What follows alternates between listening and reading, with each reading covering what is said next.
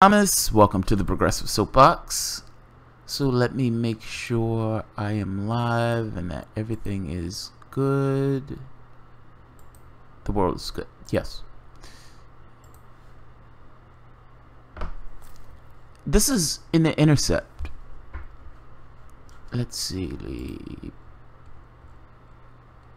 Bernie Sanders to Democrats. This is what a radical foreign policy looks like. Now, the Black Agenda Report took shots at Bernie Sanders on this. They had a serious go at Bernie Sanders about essentially making a point that he was he maintained the status quo. I have to somewhat disagree with their assessment on this. I think sometimes, just from who people are, they get ensconced in a certain position, and so they expect people to toe a particular line.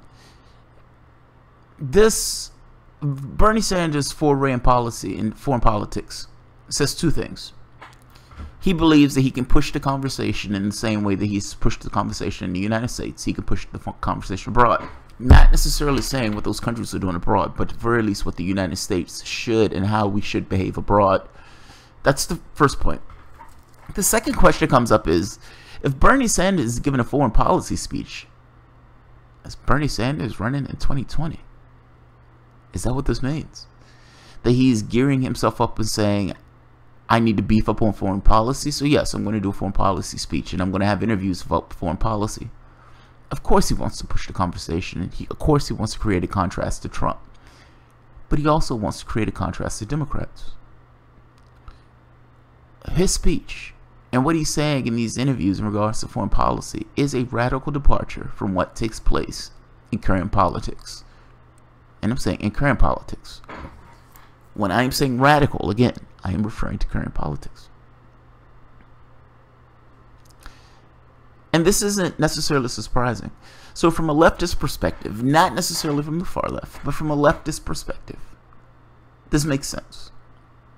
You've heard me say that there is no such thing as a Christian conservative. It just doesn't fly. It doesn't make sense. Jesus Christ wasn't this kind of conservative. It was the opposite. I'm making the point that there's no such thing as a warmongering leftist. If you're a warmongering leftist, or if you're a warmonger, you're on the right. It doesn't work that way. I want to read part of the article. The article is extraordinarily long. I'm going to bullet point some of it, but I am going to read the first part because it gives it context. Bernie Sanders, now the most popular politician in the United States by country mile, has long been obsessed with breaking up the banks and getting Medicare for all for Americans. He can speak for hours about the evils of income inequality and the grotesque of the billionaire class. On foreign policy, not so much. Yet this week, the independent senator for Vermont finally delivered his major... let me kill this. It's in the back of that shot. It's screwing with me. Yet this week, independent senator from Vermont finally delivered his major foreign affairs speech at Westminster College in Fulton, Missouri, part of the Green Foundation lecture series. Winston Churchill gave his Sinews for Peace speech at Westminster College, in which he famously introduced the world to the concept of the Iron Curtain as part of his lecture in 1946. Mikhail Gorbachev's memorable 1992 account of how the Cold War ended was also part of his series. Thus, on basis of his appearance in Fulton, you might say that Sanders is now playing in the foreign policy big leagues. What's fascinating about this is the things that we take to be true, Sanders actually challenges. He doesn't challenge them from this kind of loony position. He challenges them from just a good goddamn common sense position. So the first one is Israel and in the Middle East. Now, this has been sacrosanct with regards to politics. You can't say anything about Israel. You can't do anything about it. Ultimately, you give Israel its money and you let Israel do its thing. Bernie Sanders says the money that the United States gives Israel is on the table, with this idea of trying to pull them to the table for peace. even going so far as to say we also need to help rebuild the Palestinian territories. I agree. I completely agree. Second thing, we shouldn't be destroying countries and involving ourselves into these military occupations. Again, I agree, but this is just good goddamn common sense. Part of the thing that I like about this is this awareness that what the United States does abroad, meaning the bombs and missiles that it drops, the people that it kills, the governments that it overthrows, has a direct influence on this idea of terror. You're creating a war on terror and doing things to persist the war on terror. Using that war on terror to justify a bloated military budget. You've created a situation that allows a perpetual increase in your military budget. It goes on forever because the war on terror goes on forever because you're doing things to keep the war on terror going on forever. He challenges the narrative. He goes after the concept. Now, there's an interesting point where somebody asked him about Noam Chomsky. He invited Noam Chomsky to speak at in Vermont at one point when Noam Chomsky was being blackballed. And he makes this point of Noam Chomsky and ask women in different circles. I'm a politician, Noam Chomsky is a writer. And this kind of implicit thing of he can say certain things that I can't. But whether or not the United States military or the United States is causing the monsters that it seeks to kill, yes, the United States is causing the monster that it seeks to kill. And he's fervently understanding of that. This idea that if you want to knock down terrorism, you have to get at the root. Meaning you have to get at this thing of unemployment. You have to get at this thing of desperation. All of these vagaries that we have in these countries abroad. You have to deal with that. If you're just out there hunting and killing terrorists and blowing shit to hell, you're not dealing with the actual issues that are causing the terrorism. He challenges the narrative. Put it this way, it's a breath of fresh air to hear it. That's all. That's all. I'm not saying Bernie Sanders is perfect on foreign policy. Don't get me wrong. But at the very least, having a candidate come out and say, hey, the things that we're doing are adversely affecting us. So the things that we're doing is causing the terrorism that we're trying to seek out. Yes, that's a radical departure from where we are. Having an honest conversation about the Iraq War is a radical departure from where we are. The speech is a radical foreign policy departure. That's all. Does this mean that Bernie Sanders is putting this out there purely for contrast? Trump is trying to blow up the world. The prior Democrats tried to blow up the world. Here's the thing about this. The reason why I say contrast, it is very understandable at this point that Democratic policy, just normal policy, is almost the same as Republican foreign policy. There are minor distinctions, but ultimately it's hard to find daylight between those things. When Mitt Romney and Obama was on the stage together having the conversation about foreign policy, it's for the most part the same. Mitt Romney almost deferred to Obama's judgment the entire time. Look back at that interview. It's an amazing thing to watch. You're sitting there like, Mitt is completely agreeing with Obama. He's being more, over the top when he's saying it, but ultimately he's deferring to the president. And Obama feeling himself, because if you're talking about national security, you want to be a little bit more gruff about it, so Obama could be tougher in this area. He was a tough guy. He pushed Mitt around.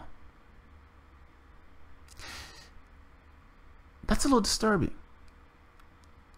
Why are my choices in regards to anything in politics A or A? I don't get a B anywhere. I don't get a C. These guys are the same.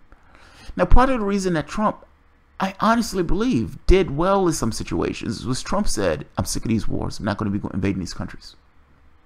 Hillary Clinton did not say that. She was the opposite. In that case, you got a flip of polarity with regards to the parties.